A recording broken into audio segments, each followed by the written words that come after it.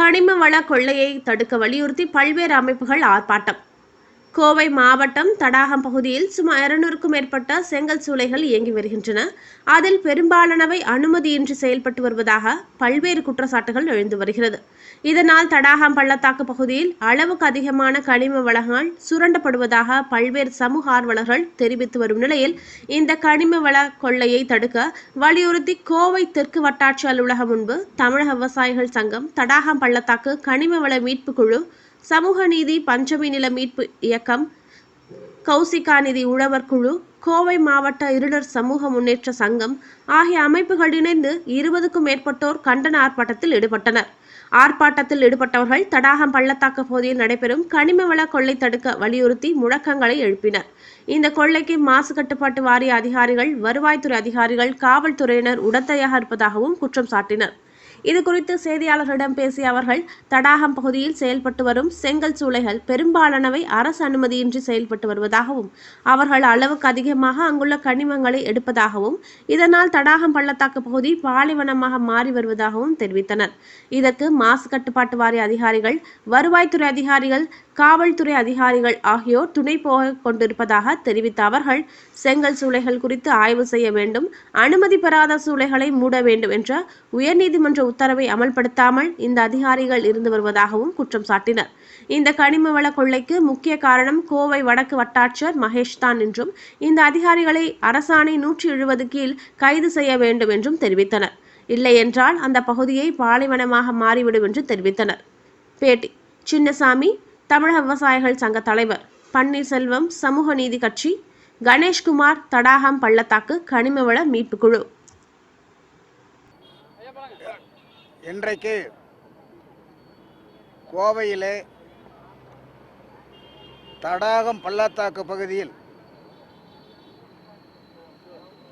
செயல்படுத்த வேண்டிய மாசு கட்டுப்பாட்டு வாரியம் காசு கட்டுப்பட்ட வாரியமாக இருந்து கொண்டு வருவாய்த்துறையும் அவர்களுக்கு துணை போகி ஒட்டுமொத்த மாவட்ட நிர்வாகமும் அனைத்து துறை அதிகாரிகளுமே அந்த தடாகம் பள்ளத்தாக்கை பாலைவனமாக மாற்றக்கூடிய வகையிலே பல நூற்றுக்கணக்கான செங்கல் சூளைகளை தோற்று அங்கு எடுத்து 100க்கும் மேற்பட்ட 100 அடிக்கு மேலாக மண்ணை எடுத்து அந்த பகுதியை பாலைவனமாக்கி கொண்டிருக்கிற சூழ்நிலையில் அந்த பகுதியுடைய விவசாயிகள் மிகவும் பாதிக்கப்பட்டிருக்கிறார்கள்.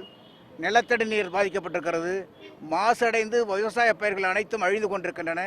பழங்குடிய மக்களுடைய வாழ்வாதாரம் பாதிக்கப்பட்ட அவருடைய நிலமெல்லாம் அட்டகாசமாக அதிகாரத்தோடு பிடுங்கப்பட்டிருக்கிறது. கோயில் நிலங்கள் அறநிலையத்துறை அந்த கோயில் நிலம் எல்லாம் ஆக்கிரமிக்கப்பட்டு இன்றைக்கு செங்கல் சூளைகளாக மாறிக்கொண்டிருக்கின்றன. ஆக இதன் காரணமாக வனத்துறையினால் பாதுகாக்கப்பட வேண்டிய அந்த நிலம் வனப்பகுதி இன்றைக்கு யானைகளெல்லாம் கிராமங்களுக்குள் வந்து அன்றைக்கு வாரம் ஒரு விவசாயி பலி கொண்டிருக்கிற சூழ்நிலையை உருவாகி கொண்டிருக்கிறது.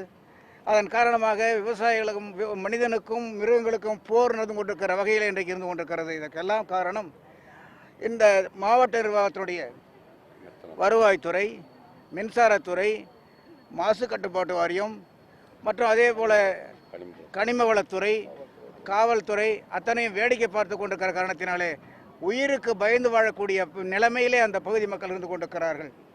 ஆகவே உயர்நீதிமன்றத்தினுடைய தீர்ப்புக்கு பின்னாலும் கூட இன்னுமே சரியான நடவடிக்கை எடுக்காத காரணத்தினாலே அரசினுடைய கவனத்திற்கு கொண்டு வரக்கூடிய வகையிலேயும் மாவட்ட நிர்வாகம் உடனடியாக நடவடிக்கை எடுத்து மின்சார துண்டிப்பு, சட்டவிரோத மண்ணில் கொள்ளக்கூடியவர்கள் மீது சட்ட நடவடிக்கை, கைது செய்ய நடவடிக்கை, அவர்களுக்கு துணை போகக்கூடிய வருவாய்த்துறை அதிகாரிகள் மற்றும் சம்பந்தப்பட்ட அதிகாரிகள் மீது நடவடிக்கை எடுக்க வேண்டும் என்று வலியுறுத்தி இந்த ஆர்ப்பாட்டம் நடந்து கொண்டிருக்கிறது. ஆக இந்த ஆர்ப்பாட்டத்திற்கு பின்பாவது உரிய நடவடிக்கை மாவட்ட நிர்வாகம் எடுத்து அந்த விவசாயிகளை, அந்த பகுதி மக்களை, பழங்குடி மக்களை, இருளர் மக்களை காப்பாற்ற வேண்டிய கடமை இருக்கிறது. அதை காப்பாற்ற வேண்டும் என்று நாங்கள் வேண்டுகிறோம். அப்படி இல்லை என்று சொன்னால் மிகப்பெரிய ஒரு போராட்டம் எதிர்காலத்தில் வர வேண்டிய சூழ்நிலை உருவாகிவிடும் என்ற எச்சரிக்கை விடுக்கின்றேன்.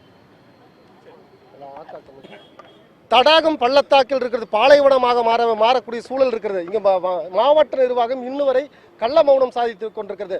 இங்கே போராடக்கூடிய விவசாயிகளை இங்கே காவல்துறை கைது செய்து அவர்களை சிறையில் அடைக்கிறது. உயர்நீதிமன்ற உத்தரவை நடைமுறைப்படுத்த மறுக்கிறது. அரசாணை 170 இன்று வரை நடைமுறைப்படுத்தப்படாமல் இங்கிருக்கூடிய அதிகாரிகள் கள்ள மௌனம் சாதித்து வருகிறார்கள். இந்த பாலைவனமாவதற்கு தடாகம் கனிம வள கொள்ளைக்கு முதல் காரணம் இங்கிருக்கூடிய வடக்கு வட்டாட்சியராக இருக்கக்கூடிய மகேஷ்குமார் தான். மகேஷ்குமார் அவர்கள் வருவாய்த்துறை அதிகாரிகள் நடவடிக்கை மேற்கொண்டிருந்தால் அங்கே கனிம வள கொள்ளையை தடுத்திருக்க முடியும். மாறாக வருவாய்த்துறை, இங்க இருக்கக்கூடிய மின்சார வாரியம், சுற்றுச்சூழல் துறை, மாசு கட்டுப்பாடு வரை உள்ள அனைத்து துறைகளையுமே செங்கல் சூளைக்காரர்களிடம் பணத்தை பெற்றுக்கொண்டு தன்னுடைய அரசாணை 170 தெளிவாக சொல்லப்படுகிறது. அதிகாரிகள் நடவடிக்கை சரியாக மேற்கொள்ளப்படவில்லை, அந்த அதிகாரிகள் மீது நடவடிக்கை மேற்கொள்ளப்பட வேண்டும், அந்த அதிகாரிகள் கைது செய்யப்பட வேண்டும் என்ற அரசாணை 170 தெளிவாக குறிப்பிடப்படுகிறது. ஆனால் இங்க இருக்கக்கூடிய வருவாய்த்துறை அதிகாரிகள், குறிப்பாக வட்டாட்சியர் நேரடியாக அவருடைய தொடர்பில் இருப்பதனால் தான் அங்கு தொடர்ச்சியான கனிம வள கொள்ளை இருக்குது. நேற்றைய தினம் கூட கனிம வள கொள்ளையை தடுப்பதற்கு 5 வாகனங்கள் பிடித்திருக்காங்க. ஒரே ஒரு வாகனத்தில் மட்டும்தான் கைது செய்யப்பட்டிருக்கிறாங்க, மீதி 4 வாகனங்களை விட்டுறாங்க. அப்ப காவல்துறையும் இங்க இருக்கக்கூடிய வருவாய்த்துறை அதிகாரிகளுமே இந்த கனிமவளத்துறை 3மே திட்டமிட்டு ஒன்றோடு ஒன்று கைகோர்த்து கொண்டு இங்கே கனிம வள கொள்ளைகளுக்கு உடந்தையாக இருக்கிறார்கள். உடனடியாக மாவட்ட ஆட்சித்தலைவர்கள் மீது கடுமையான நடவடிக்கை எடுக்க வேண்டும். அங்கு வருவாய்த்துறை அதிகாரிகளை கைது செய்யப்பட வேண்டும். இந்த அதிகாரிகள் மீது அவர்கள் பணிமாற்றம் செய்யப்பட வேண்டும். அங்கு இருக்கக்கூடிய அதிகாரிகளுடைய சொத்து விவரங்களை வருமான வரித்துறை அதிகாரிகள் கணக்கில் எடுத்துக்கொண்டு அந்த அதிகாரிகளை மாற்றப்பட வேண்டும் என்ற கோரிக்கையை வலியுறுத்தித்தான் இந்த போராட்டத்தை விவசாயிகள் சங்கம் சார்பாக நாங்கள் நடத்தி கொண்டிருக்கிறோம். அங்கிருக்கூடிய ஆதிவாசி பழங்குடி மக்களுடைய நிலங்கள் முழுவதுமாக பறிபோயிருக்கிறது. கௌசியா நதி, சங்கனூர் நதியில் அந்த நீர்வழி பாதை என்பதே அடையாளம் தெரியாத அளவிற்கு 100 அடிக்கும் கீழாக மண்ணை அள்ளி அங்கிருக்க மண் வரும்போது கூட உடம்பில் துப்பாக்கி குண்டுகளைப் போல பாய்ச்சுவதைப் போலத்தான் அங்கே தடாகம் பள்ளத்தாக்கு இருந்து வருகிறது. இதற்கு காரணமான அதிகாரிகள் மீது கடுமையான நடவடிக்கை எடுக்க கோரி இன்று அனைத்து இயக்கங்கள் சார்பாக இன்று நாங்கள் போராட்டத்தை நடத்தி கொண்டிருக்கோம். தேர்தல் காலம் இருந்தாலும் கூட நாங்கள் வாக்குக்காக இந்த போராட்டத்தை நடத்தல. இது மண்ணோட சார்ந்த பிரச்சனை. இது இயற்கை மேற்கு தொடர்ச்சி மலை தான் நமக்கு பாதுகாப்பானது. சுத்தமான காற்றை இங்கு சுவாசிக்கப்பட வேண்டுமானால் மேற்கு தொடர்ச்சி மலை பாதுகாக்க வேண்டும். ஆக்காவுடைய அனுமதி இல்லாமல் இங்கே சட்டவிரோத செங்கல் சூளைகளுக்கு செயல்படக்கூடிய செங்கல் சூளைகளை மாவட்ட ஆட்சித்தலைவர் உத்தரவிட்டும் கூட நடவடிக்கை எடுக்காத அதிகாரிகள் மீது நடவடிக்கை எடுக்க வேண்டும் என்ற கோரிக்கையை வலியுறுத்தி இன்று ஆர்ப்பாட்டம் நடைபெறுகிறது. அரசு உடனடியாக, அதிகாரிகள் உடனடியாக சட்டவிரோத செங்கல் சூளைகளை அகற்ற வேண்டும் என்ற கோரிக்கையை வலியுறுத்தி இந்த போராட்டம் நடைபெற்றுக் கொண்டிருக்கிறது.